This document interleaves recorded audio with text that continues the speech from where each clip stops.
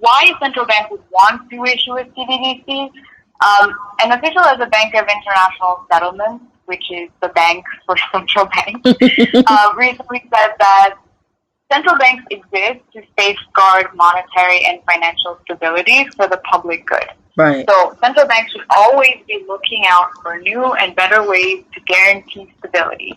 And he said that central bank digital currencies, or CBDCs, can be a tool to pursue this because they can enhance safety and neutrality in digital payments, improve financial inclusion, make way for innovation and openness as well. Right. And I can give you a few examples of what this all means because it sounds very generic. Right.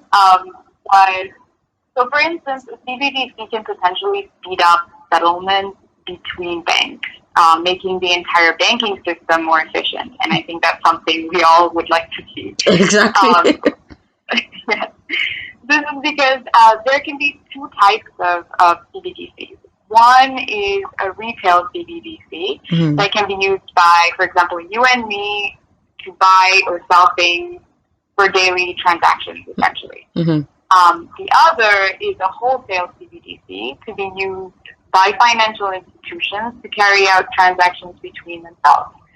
As things work now, settling transactions between banks and central banks, they're not always instantaneous. So there is a need to streamline the way money exchanges hands, starting with the banking system itself.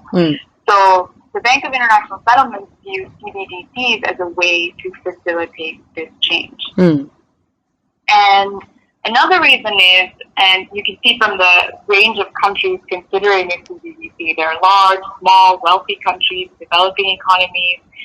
A digital currency issued and backed by the central bank can potentially promote financial inclusion, which means those without easy access to banks or don't have bank accounts can access funds and financial services with their mobile phones. Right. It's basically to make things easier. And this is particularly useful in, for example, crisis situations. The Central Bank of the Bahamas was the first to launch its CBDC called the Sand Dollar in October 2020.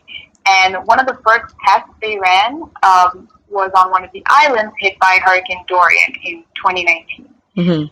After the hurricane hit, people couldn't access their banks physically, and the Sand Dollar helped the government quickly and directly distribute aid to people affected. And this is something that the United States has been discussing as well. Last year, lawmakers were discussing the merits of a digital dollar when the country was really struggling to deliver COVID-19 stimulus funds to the public in time.